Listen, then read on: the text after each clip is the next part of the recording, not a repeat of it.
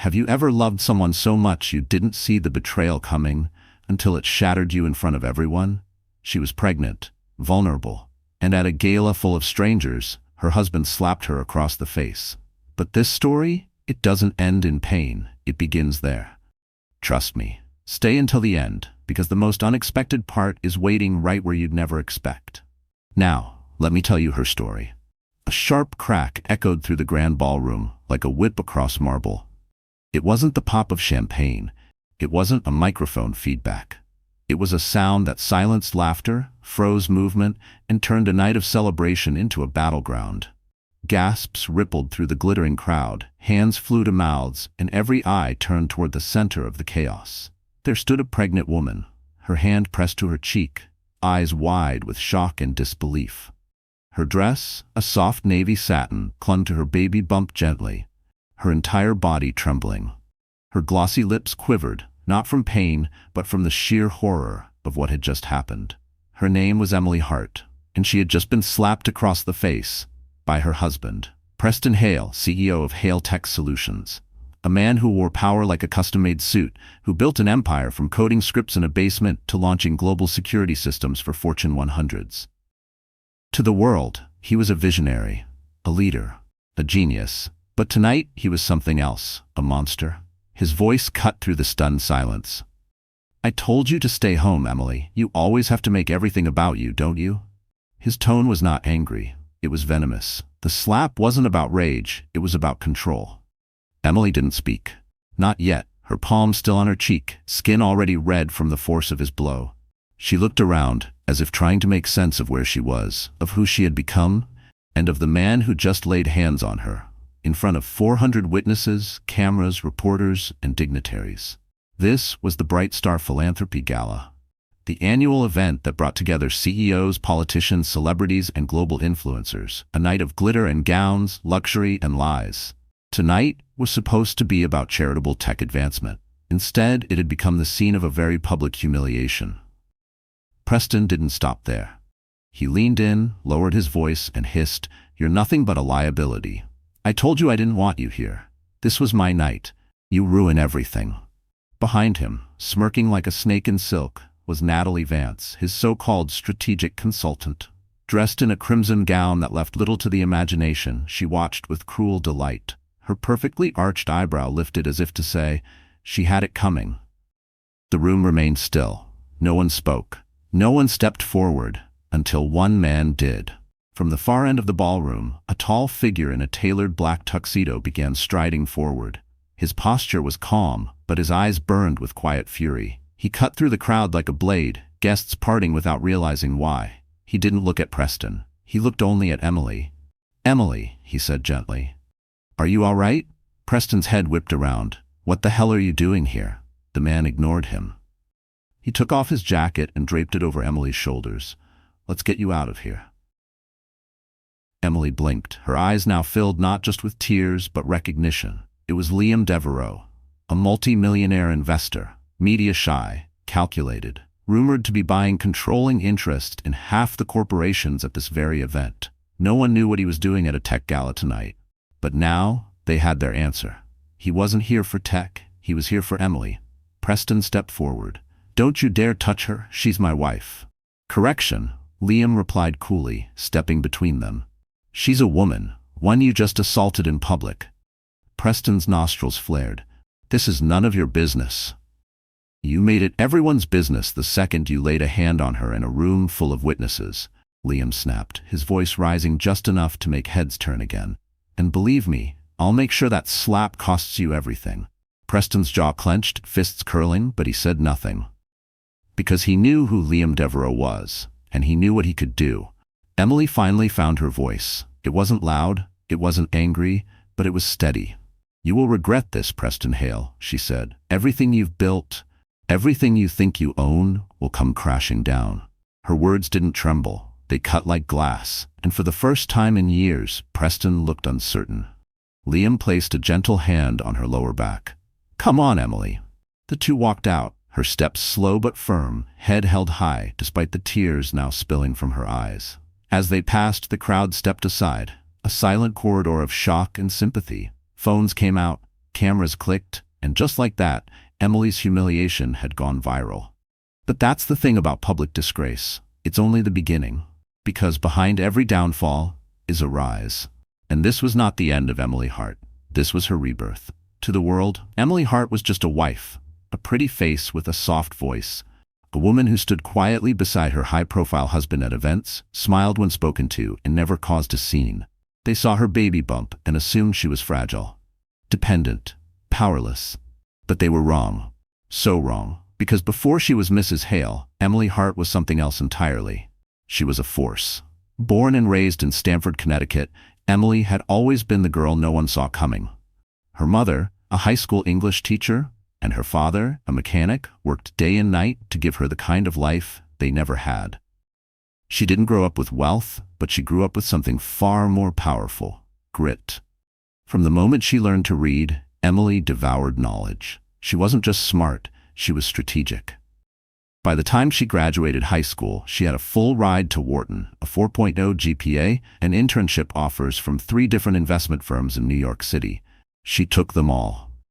Rotating between internships and coursework, Emily built a network of contacts before she could legally rent a car. She didn't party. She didn't post.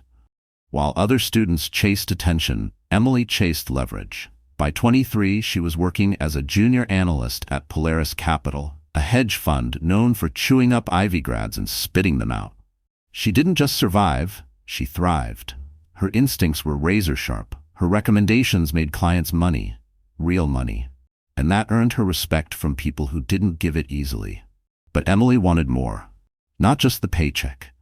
Not even the prestige. She wanted to build. She started working nights on a financial forecasting app for small businesses, an AI-powered system that could help mom-and-pop shops avoid collapse in unstable markets. It wasn't glamorous, but it was powerful. She quietly pitched the prototype to a few friends in venture capital. One of them offered her $2 million in seed funding, and that was the moment she met Preston Hale. He was on the panel at a tech networking event in Soho. Confident, charming. He spoke with the kind of self-assurance that turned heads. Emily had seen men like him before, loud, cocky, alpha to the bone. But Preston noticed her. And for the first time, someone powerful was looking at her not just for her brain, but with desire. They talked over whiskey and wood-fired pizza after the panel. He asked questions, listened, made her laugh. It was electric. Within a week, he was texting her every night. Within a month, they were inseparable. Emily didn't tell him about her funding. She didn't need to. Preston made her feel like she could stop fighting for once, that she could just be, that she didn't have to constantly prove her worth. He promised a partnership, love, safety. So she let go. She shelved the startup. She stepped away from Polaris. She deleted the pitch deck from her laptop. She chose Preston. They moved in together in Midtown. Then came the wedding, a sleek, expensive affair filled with polished smiles and strategic guests. Preston's colleagues called her lucky. His investors called her graceful. And behind closed doors, he called her his rock. But slowly, the cracks began to show. The affection turned to control. "You don't need to work anymore, babe," he said a few months into marriage. "We're a brand now. People expect a certain image." At first, she agreed. She joined boards, ran a nonprofit for financial literacy. She made herself useful, respectable. But the more she contributed, the more Preston pulled back. He didn't want a partner. He wanted a shadow. Every time she shared an idea, he shot it down. When she suggested a joint initiative between Hale Tech and a nonprofit incubator, he laughed. "You really think the board wants input from a housewife?" That word hit harder than any slap. Housewife. As if she hadn't once negotiated equity deals worth 7 figures. As if she hadn't built a prototype that could have gone global. As if her mind meant nothing. Still, Emily stayed. Because she believed in vows, in second chances, in starting a family. When she found out she was pregnant, she thought things would change. They didn't. Preston's reaction was lukewarm at best. "Well," he muttered, "guess we're really doing this." No flowers, no kiss, no celebration. He began staying late, traveling more, gaslighting her when she asked questions. "Stop being so emotional, Emily. You're pregnant, not paranoid." Then came the photo, sent anonymously, Preston, at a rooftop bar. Holding hands with Natalie Vance, whispering into her ear, Emily stared at the image for hours, her hands shaking, her stomach in knots, but she didn't cry. She planned. Because the woman Preston thought he married, the quiet one, the soft one, the one who stayed in her lane, was only one version of Emily, and that version was gone. Over the next few weeks, Emily reactivated her old network. She met with lawyers, reached out to former clients, dug up her old IP files, quietly reclaimed the app she once built. Only this time with a new name and a silent partner, Liam Devereaux. Yes, that Liam. The investor Preston once tried to charm at a corporate dinner. The man who saw through his arrogance immediately and refused to fund any of his ventures. Turns out Liam had a soft spot for underdogs, especially brilliant ones who'd been betrayed. Liam didn't just invest in Emily's idea. He rebranded it, scaled it, and positioned it for a multi-million-dollar Series A round. And now Emily wasn't just a wife, she was a founder, a soon-to-be mother, and someone Preston would soon regret ever underestimating. The Bright Star Philanthropy Gala wasn't just another event on the social calendar, it was the event. Held annually at the opulent Langston Grand, the night was a fever dream of wealth, power, and reputation. Politicians, tech billionaires, influencers, venture capitalists, and celebrities packed into a ballroom carved from marble and gold. It was where deals were whispered between champagne toasts and where appearances were everything. This year's theme, Innovate for Humanity. The irony was thick. Crystal chandeliers floated above the crowd like inverted icebergs. The floor beneath them shimmered with polished obsidian, and every corner of the room glowed under soft candlelight and curated spotlights. Tables were dressed in silver linens, each adorned with floral arrangements flown in from Paris and name cards written in calligraphy. Preston Hale, as CEO of Hale Tech Solutions, was the unofficial king of the evening. He was set to receive the Tech Impact Award for his company's latest AI security platform, which he claimed would revolutionize online safety for nonprofits. That night, he arrived with Natalie Vance on his arm. She wore a red satin gown with a thigh-high slit and a plunging neckline. She turned heads, but not in admiration, in quiet scandal. Everyone in the room knew she wasn't his wife, but no one dared say it. Not to Preston Hale. His reputation for crushing competitors extended beyond business. He was untouchable, or so he thought. As cameras flashed and a photographer called out, "Mr. Hale, look this way," Preston smirked, adjusted his cufflinks, and pulled Natalie closer for a shot that would make it to the morning pages. The perfect image. The perfect deception. But while Preston basked in the spotlight, something was happening at the top of the grand staircase. Emily Hart arrived. Dressed in deep navy velvet, her maternity gown hugged her figure with elegance and strength. Her hair was swept into a loose bun, her makeup soft but striking. She didn't wear diamonds, just a pair of silver earrings her mother gave her at graduation. And a look in her eyes that said, "I'm not here to beg. I'm here to end this." The crowd began to notice. One by one, heads turned. Conversations paused mid-sentence. Gasps spread like wildfire. And then the whispers began. "Oh my God! Is that Emily Hart? She's pregnant. She came with Liam Devereaux?" Yes, she did. On her left arm was the man who rarely made public appearances, Liam Devereaux. In a sleek black tux, no tie, hair slightly tousled, and a quiet fire in his gaze. He didn't need to say a word. His presence alone spoke volumes. The pair descended the marble stairs slowly, deliberately, like royalty. Preston saw them halfway down, the smugness drained from his face. He blinked once, then twice, as if trying to make sense of what he was seeing. Natalie noticed too, her arm still linked in his. "Who the hell is that?" she whispered. "That's my wife," he said under his breath. Emily and Liam reached the base of the stairs, the room now silent. Even the string quartet had stopped playing. Time stood still. Preston strode forward, his voice tight. "Emily, what are you doing here?" She looked him in the eye, steady and unshaken. "It's a public event, and I thought it was important to support the man I married. You know, the one who preaches integrity while sleeping with his consultant."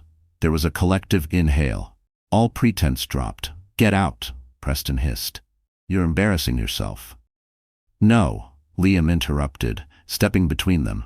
"You embarrassed yourself when you thought no one would notice." "This is between me and my wife," Preston growled. Emily's tone didn't waver. "You made it between you and the world the moment you brought her here. Natalie scoffed. "This is pathetic." Emily turned to her. "You're not even a threat. You're just a placeholder." And that's when it happened. Preston's rage boiled over. He reached up and slapped Emily across the face. The sound of the impact cracked through the ballroom like lightning. Everyone froze. Emily staggered slightly but didn't fall. Liam caught her elbow. She touched her cheek. No tears, no scream, just silence. Then slowly she turned back to Preston. "You just made the biggest mistake of your life."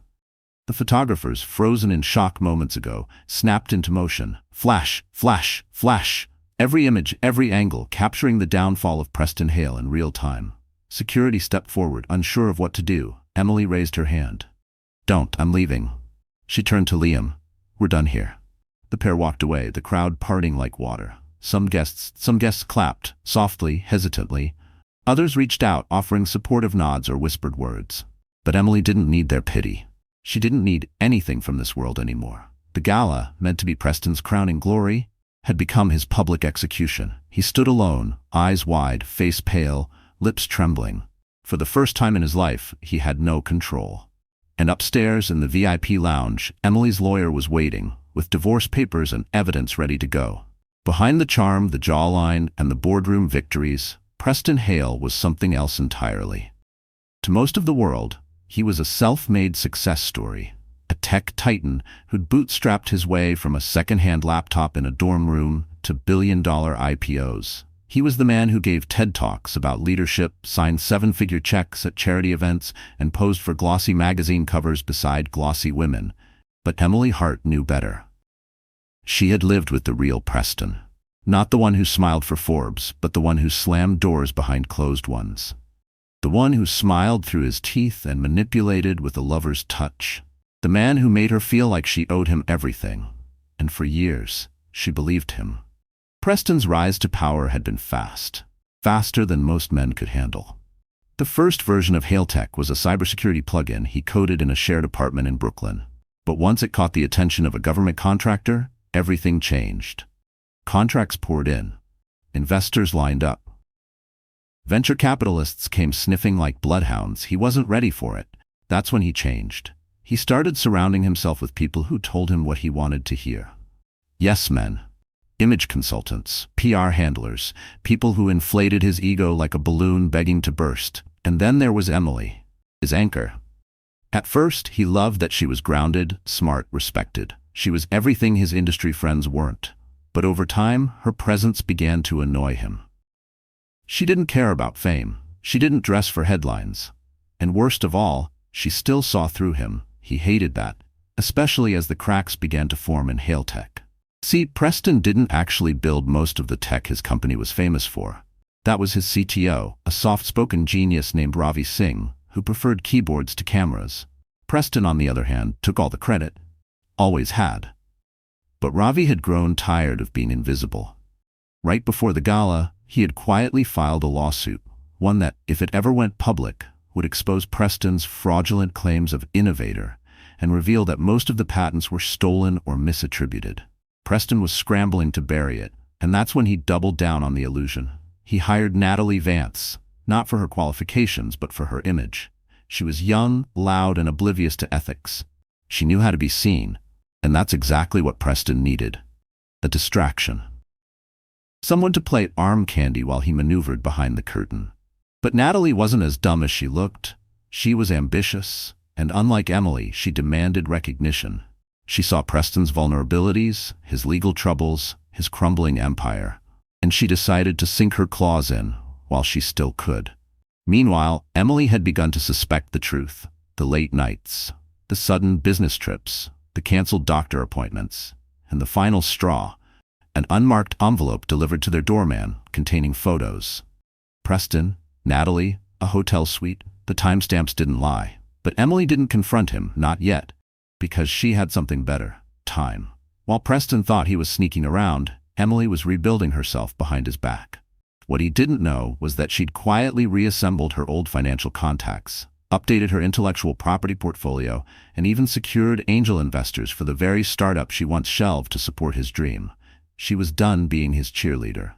Preston's world began to unravel in layers. At the same time, he was publicly parading Natalie around. His in-house legal counsel quit unexpectedly. The PR firm he paid handsomely dropped him. And worst of all, Liam Devereaux had acquired a 12% stake in HaleTech through a silent partner, which meant Preston was no longer the biggest voice in the room. Then came the Bright Star Gala, the night that was supposed to restore his image, show the world he was still the golden boy. He wore his best suit, brought his flashiest date, practiced his speech like a Broadway monologue, and then Emily showed up, pregnant, powerful, and arm in arm with the man he hated most. The slap? That wasn't a slip of anger. That was the final crack in a man who'd built an empire on lies and couldn't stand to see the one person who truly knew him rise without him. After Emily left the gala, Preston's night spiraled fast. Reporters cornered him, sponsors pulled out. A viral video of the incident began trending by midnight. Tech CEO assaults pregnant wife at charity gala became the headline heard around the world. And still, Natalie stayed by his side for about 5 more hours. By morning, she was gone. Left behind a note in his penthouse suite, "You're not worth the brand damage." Now, Preston was alone. His board called an emergency meeting. His mother, who lived in Palm Beach, refused to answer his calls. And Emily? Emily's lawyer filed for divorce, citing emotional and physical abuse, public humiliation, and financial manipulation. She had receipts, emails, voice recordings, statements from household staff, and most damning of all, copies of investor reports that showed Preston lied about revenue to boost his stock price. Preston Hale, once the darling of the tech world, was now under SEC investigation. His bank accounts were frozen, his social media wiped clean, and his strategic consultant posting bikini photos from Cabo with hashtags like Fresh Start and Never Again. But perhaps what hurt Preston the most wasn't the money. It was that Emily didn't care. She didn't cry, didn't call, didn't even react when he sent his lawyer a letter requesting a private conversation to reconcile, because she was already gone, already building something new. And Preston Hale? He was no longer the villain in Emily's story. He was just a lesson. The slap wasn't just a moment, it became a movement. By the next morning, the video of Preston Hale striking his pregnant wife at the Bright Star Gala had gone viral across every major platform. It was shared on X, reshared on TikTok, dissected on YouTube, and posted on thousands of Instagram stories with captions like, "This is what power unchecked looks like." But the worst part for Preston? No one defended him. Not a single person. The footage was damning. High definition, multiple angles, close-ups of his enraged expression. One clip even captured the moment Liam Devereaux stepped between him and Emily, looking every bit the hero while Preston fumed like a rabid animal. The internet didn't hesitate. Preston Hale is over trended within hours. So did Protect Emily and Stand with Pregnant Women. By noon, HaleTech stock plummeted 32%. Shareholders were furious. Advertisers pulled out. Nonprofits cut ties. News outlets that once featured him as a tech visionary now used phrases like abuser, fraud, and toxic figurehead. And then came the lawsuits. The first one hit before 2 p.m. Ravi Singh, HaleTech's co-founder and CTO, filed a whistleblower complaint. He claimed Preston misrepresented the company's intellectual property and manipulated tech demo results to impress investors. The documents included screenshots, email threads, and even recorded calls. That was followed by a class action suit from early investors who felt misled by false projections. Suddenly, Preston Hale wasn't just a scandal. He was a criminal case in the making, and the walls closed in fast. His corporate card was frozen. His personal assistant resigned. Natalie Vance, who had stuck around just long enough to enjoy a free ride, went on a podcast the next day and said, "Honestly, he always scared me. He had this dark energy. I'm just glad Emily got out before it was too late." That hurt more than the lawsuits, because deep down, Preston believed Natalie needed him. Just like he once believed Emily did. Now both women were gone and making headlines without him. Within 48 hours of the gala, Preston was ordered to step down as CEO. He tried to push back, tried to argue with the board. "This is all a smear campaign," he barked. "She planned this. It's all Devereaux." But no one listened. No one cared. They had their own reputations to protect. HaleTech's board voted 9-1 to remove him immediately and issue a public apology to Emily Hart. Preston watched the live stream of that press conference from the kitchen of his now half-empty penthouse. Reporters huddled outside the glass tower, trying to catch a glimpse. His phone rang non-stop with unknown numbers. Probably lawyers. Maybe the SEC. Possibly paparazzi. He stopped answering. He stopped everything. By day 3, he was a ghost in his own empire. Headlines no longer used his name to boost clicks. Now they used Emily's. From betrayed wife to rising founder, Emily Hart signs with Devereux Capital. Pregnant, powerful, and poised, Emily Hart is the new face of resilience. He couldn't escape her. She was everywhere. News programs aired soft-focus interviews of her walking into office buildings with Liam Devereux by her side. She looked calm, composed. Her belly more prominent now. Her eyes filled with the kind of strength Preston had spent years trying to diminish. She had never looked more alive, and Preston had never felt more irrelevant. He tried calling her once, a late-night voicemail, slurred and desperate. "Emily, I didn't mean for things to get so out of hand. You know me. You know I wasn't trying to. Look, can we just talk? Without lawyers? Just us, please." She never responded. Instead, her legal team released a statement the next morning. Miss Hart has no further comment at this time. She remains focused on her health, her business, and her child. Preston replayed that message 10 times. Her child, not their child, and that cut deeper than any headline. The tabloids went into overdrive. They dug into Preston's past, high school fights, former girlfriends, toxic emails, every misstep he'd ever buried under charm and money. Suddenly, the man who once owned the room couldn't walk into a restaurant without getting dirty looks. He started wearing hats and sunglasses in public, not for fashion, for shame. He was no longer the man people envied. He was the cautionary tale. His own parents, both conservative and image-obsessed, issued a public statement condemning his behavior. "We are heartbroken by the footage and deeply ashamed of our son's actions. Our thoughts are with Emily." He didn't even get a phone call, just a press release.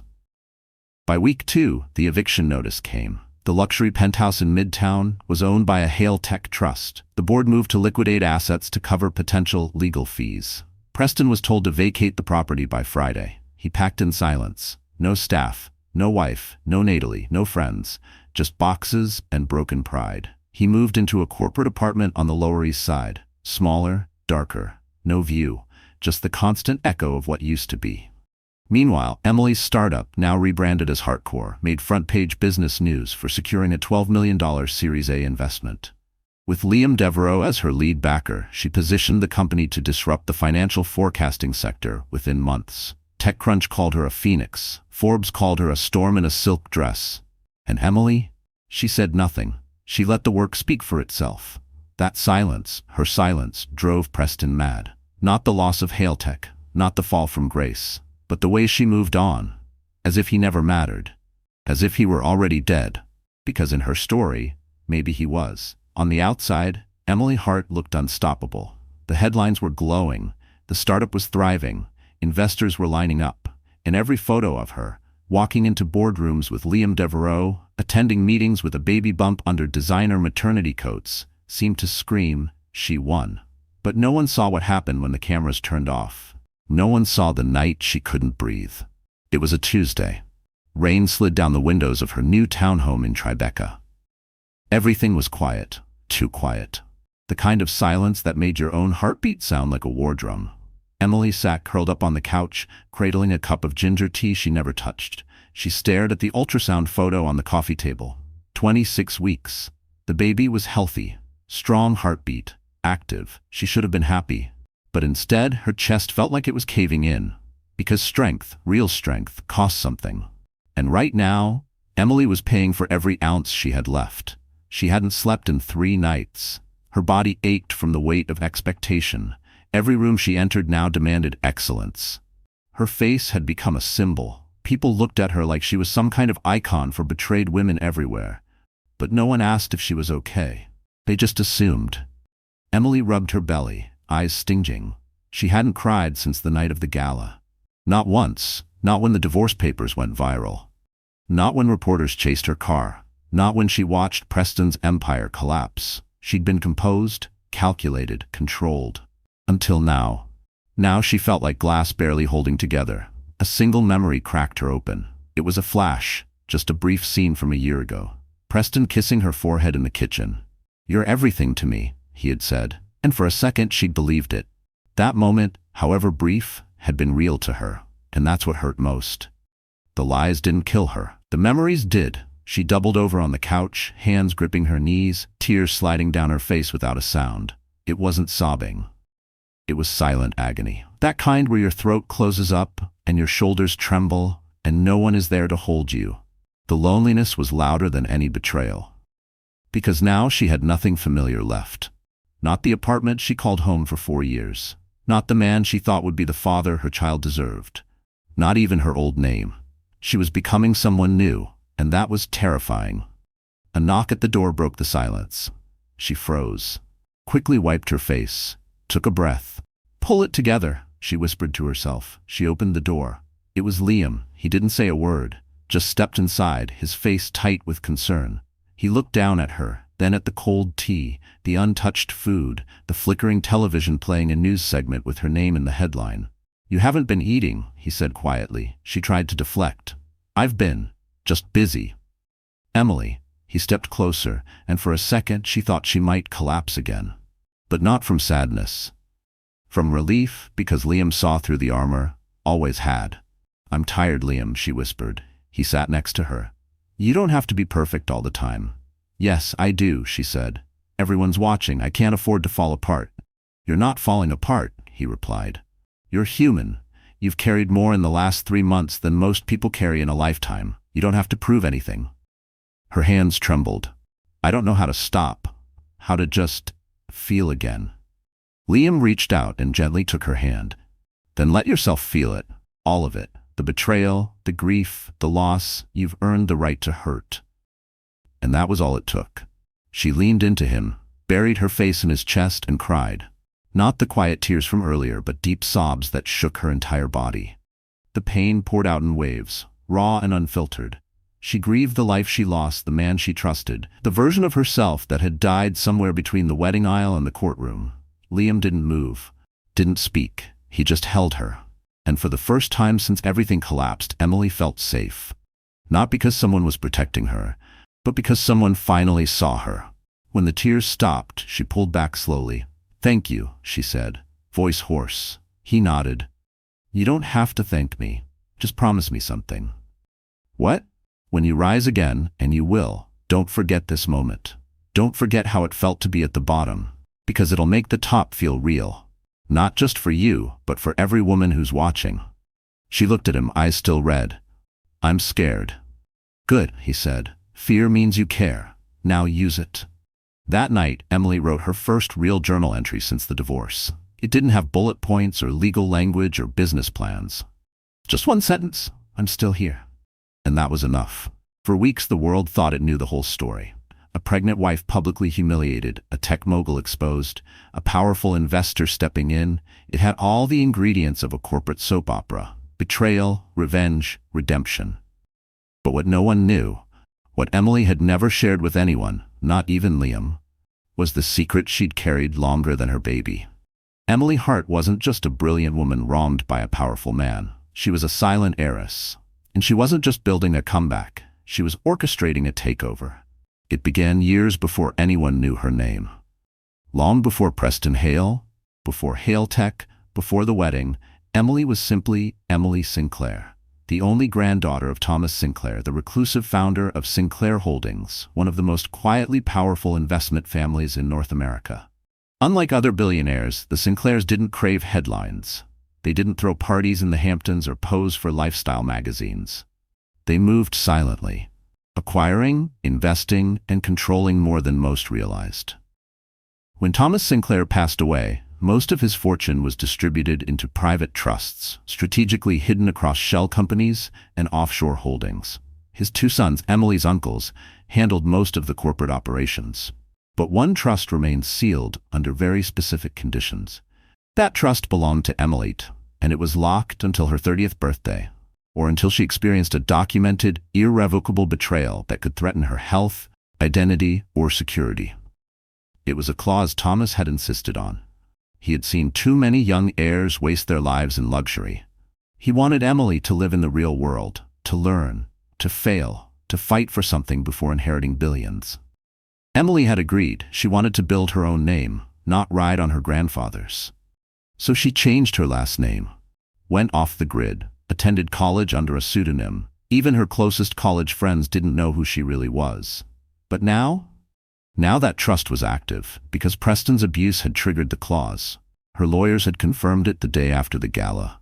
The slap, the media storm, the public betrayal, all of it was enough to meet the irreversible harm threshold. And just like that, Emily Hart became the majority owner of a $3.7 billion portfolio overnight. She hadn't told Liam, not because she didn't trust him, but because this was her war.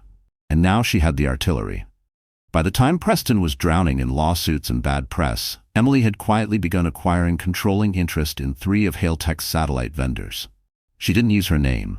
She used shell firms, Sinclair style, strategic, silent, lethal. Each purchase gave her more leverage, more control, more ability to squeeze Preston out of the tech world completely. And then she made her biggest move yet. She bought the rights to the original code Preston built his empire on. The base code, a cybersecurity framework he'd once licensed from a small startup years ago, had lapsed due to unpaid royalties. Emily tracked down the startup's founder, a retired engineer in Vermont, and offered him $8 million for full rights. He said yes. And with that, she now owned the core of Hailtech's security platform. If they used it, they owed her. If they didn't, they had no product. Liam found out during a board meeting. One of the junior partners at Devereaux Capital came rushing in with a file. "You're not going to believe this," he said, dropping the folder on the table. "Hardcore just acquired the codebase." Liam blinked. "What codebase?" "The original architecture for Hailtech's firewalls." He turned to Emily. She said nothing, just smiled. After the meeting, he pulled her aside. "How long have you been planning this?" She looked at him carefully. "Since the day he told me I was nothing without him." Liam exhaled, half in awe, half in disbelief. "You bought the floor out from under him." "I didn't buy it," she said. "I reclaimed it." That night, she revealed everything. The trust, the inheritance, her real last name. At first, Liam was silent, not angry, not threatened, just stunned. "You're a Sinclair," he said. She nodded. "I always have been, but I needed to remember who I was without the money." He stared at her. "Emily, what are you going to do now?" She looked out the window of his penthouse, the lights of Manhattan glittering below like stars. Then she turned to him with the fire of a woman reborn. "I'm going to erase him, not just from my life, but from every conversation in tech." And she meant it. The next morning, her legal team sent Hailtech a formal cease and desist letter. Any use of the code would now result in daily fines of $1.5 million. Preston panicked. He called. He begged. He left voicemails with phrases like, "You're making a mistake, and let's be reasonable." Emily forwarded every message to her lawyer and kept moving. She launched a PR campaign that focused on female founders, resilience, and second chances. She appeared on the cover of Wired, Forbes, and Inc. Her face was everywhere, but not as a victim, as a visionary. The twist was no longer that Emily survived. It was that she'd been powerful all along. The world just didn't see it. Until now. There's something powerful about reinvention. It doesn't always come with confetti or applause. Sometimes it comes in silence, in isolation, in staring into a mirror and not recognizing yourself, but choosing who you want to become. Emily Hart had reached that mirror moment. And she didn't blink. Her transformation didn't happen overnight, but it began with a single decision: to stop shrinking. For years, she kept herself small, in rooms filled with men who interrupted her, in conversations where she smiled more than she spoke, in a marriage where her worth was tied to silence and sacrifice. But after the slap, the betrayal, and the media firestorm, she wasn't interested in being palatable anymore. She was interested in being powerful, and that meant war paint. It started on a Thursday morning at 7 a.m. Emily stood in front of her bedroom mirror, hair still damp, skin still raw from restless sleep. Her old self would have gone for comfort. Loose sweaters, minimal makeup. Don't draw attention. Not anymore. She called in a stylist, not the trendy kind who dressed Instagram influencers. A woman named Marta, former military, now fashion consultant for political candidates and CEOs. Marta didn't ask what Emily wanted to wear. She asked, "What message do you want to send?" Emily didn't hesitate. "That I'm done apologizing." Marta got to work. Out went the soft colors, the ballet flats, the girlish silhouettes. In came structured suits, clean lines, power heels, and the occasional bold red lip. Each outfit was tactical, intentional. And every time Emily walked into a room, the temperature shifted. She didn't just look different, she moved different. Posture upright, chin steady, eyes forward. She started walking into investor meetings without Liam by her side, not because she didn't trust him, but because she no longer needed a buffer. She spoke clearly, confidently, unapologetically. Here's what we're building. Here's the market gap. And here's why I don't need your money unless you want in before we triple in value. Some investors blinked, others leaned forward. But none of them looked away. They couldn't. Emily had become the kind of founder the industry whispered about, the one who had both scars and smarts, the one who'd been dragged through the mud and came out with fire in her eyes. She didn't ask for permission anymore. She took her seat, and when no seat was offered, she built her own damn table. One of her first moves as CEO of Hardcore was hiring back 3 women who had been quietly pushed out of Hailtech over the years. Engineers, data scientists, product developers. All brilliant, all burned by Preston's ego. "You're not here because I'm doing you a favor," Emily told them in their first team meeting. "You're here because we've got a war to win, and I want soldiers who know how to survive." They delivered. Within 2 months, Hardcore had secured partnerships with 5 nonprofit tech incubators and launched a beta version of their predictive AI tool. It gained over 80,000 users in the first 3 weeks. Competitors scrambled to catch up, and Preston? He was nowhere to be seen. Sources said he'd gone into hiding, rumors of therapy, medication, even rehab. But Emily didn't care. She didn't track his moves anymore. She had more important things to build. Still, she knew her transformation wouldn't be complete until she confronted the place that once stole her voice. The boardroom. Not just a boardroom. The boardroom. The Hailtech annual shareholders meeting. It was scheduled for April 15th. Emily circled the date. She didn't plan to attend at first. Thought maybe it would be enough to let the company implode on its own. But then she saw the agenda. Buried on page 3, a motion to remove her name from all IP acknowledgments related to Hailtech's security protocols. They were trying to erase her. She bought a new dress that day. Midnight black. No jewelry. Hair slicked back. A look that said, "I'm not here to negotiate." Liam met her outside the building. "Are you sure about this?" "Yes," she replied. "I gave him my silence once. I'm not giving him my history too." Inside the conference room, the air was thick with tension. Executives shuffled papers. A few tried not to make eye contact. Preston wasn't there, but his remaining allies were. Emily stood before them, calm as a glacier. She laid out a single document, her original patent filing, with timestamps, witnesses, and receipts that proved she'd contributed to the foundational architecture Hailtech was built on. "This isn't about ego," she said. "It's about integrity. And if you vote to remove my name, I'll ensure every major publication knows you tried to rewrite history for the comfort of a man who abused his wife." No one argued. The motion was withdrawn. Emily walked out of the room with her head high and a silent message left behind. "I'm not done." Because transformation isn't just about revenge, it's about reclaiming your power. And Emily Hart had done more than that. She'd become untouchable. It wasn't just any gala, it was the Gala. The same Bright Star Philanthropy Gala where everything fell apart 6 months earlier. Where Emily Hart had been slapped by the man she once called husband. Where humiliation burned her skin and sympathy hung in the air like cheap perfume. And now, she was going back.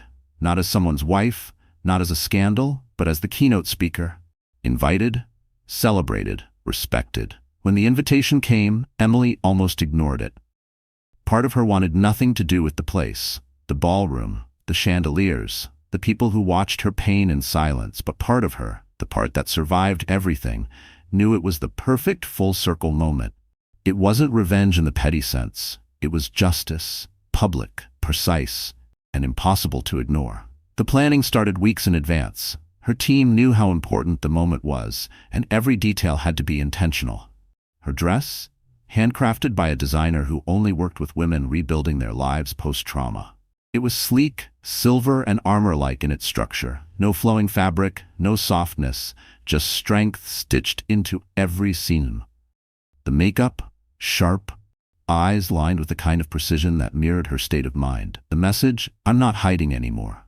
The night of the event, paparazzi crowded the steps of the Langston Grand Hotel. Flashbulbs popped like fireworks. Reporters barked questions. And then silence rippled through the crowd. She arrived. Emily Hart stepped out of a black Tesla Model S, helped not by a valet, but by a partner, Liam Devereaux. Tall, silent, impeccably dressed. He didn't overshadow her. He lifted her. And when he offered his hand, she took it, not as a damsel, but as a queen. Inside the ballroom, the energy shifted the moment she entered.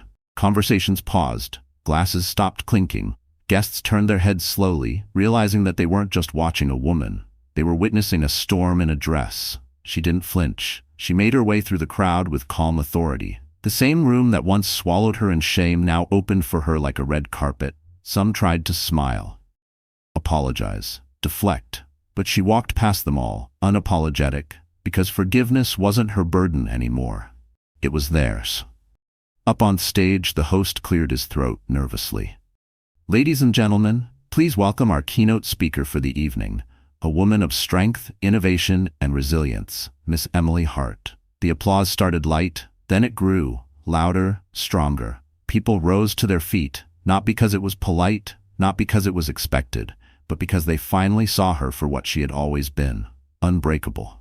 She stepped to the podium, looked over the sea of faces, and waited. Let the silence breathe. Let them sit in the weight of the moment. Then she spoke. 6 months ago, she began, voice steady. "I stood in this room as someone's accessory. No one moved. I was pregnant, scared, and silent.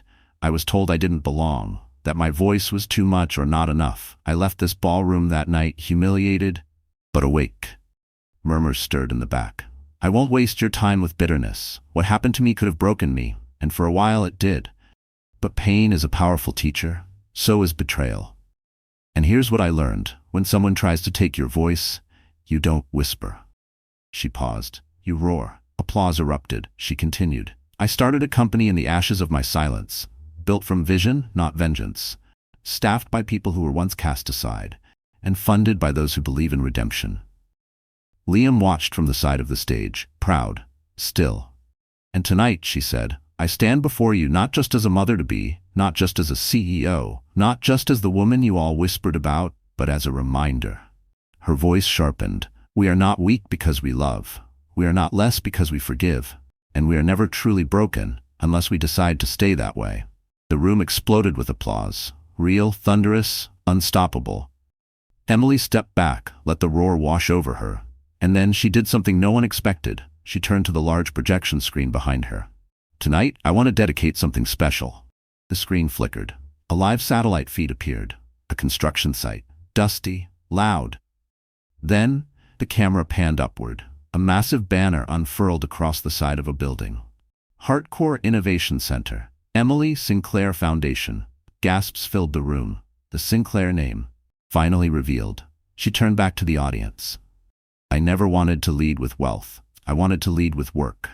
But now that my name is known, let it mean something. That no matter where you come from or what's been done to you, you can rise, and you can win."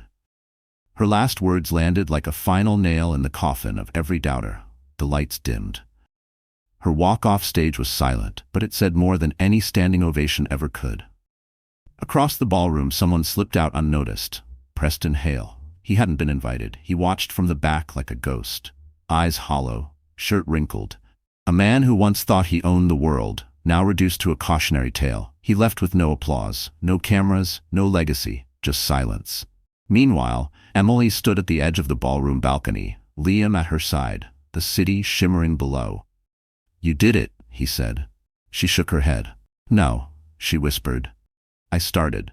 In the weeks following the gala, the world couldn't stop talking about her. Every major outlet covered her speech. Clips of Emily Hart's words went viral across platforms. Teen girls quoted her on TikTok. Women reposted her message on LinkedIn. Business leaders studied her strategy. And survivors of abuse, silent for years, finally spoke out. Emily Hart had become more than a founder. She had become a movement. But she wasn't interested in fame. She was interested in impact. And that's why, one morning in early May, she sat at her desk, staring at the blinking cursor on a blank document, preparing to write the most important letter of her life. Not to an investor, not to a court, not even to her unborn child, but to every woman who had ever been made to feel small. The document would later be published in Time, Forbes, and across global media, under the headline, "From Surviving to Leading, My Final Words Before I Give Birth." She began simply, "I was once just a woman in a room full of powerful men, wondering how I got there, and if I was allowed to stay." Then she went deeper. People think revenge is loud, that it's fire and chaos and screaming, but real power doesn't yell. It builds, it evolves, it waits. I was humiliated, betrayed, silenced, and yet I didn't shatter. I learned. And now I am not writing this as someone broken. I am writing this as someone whole.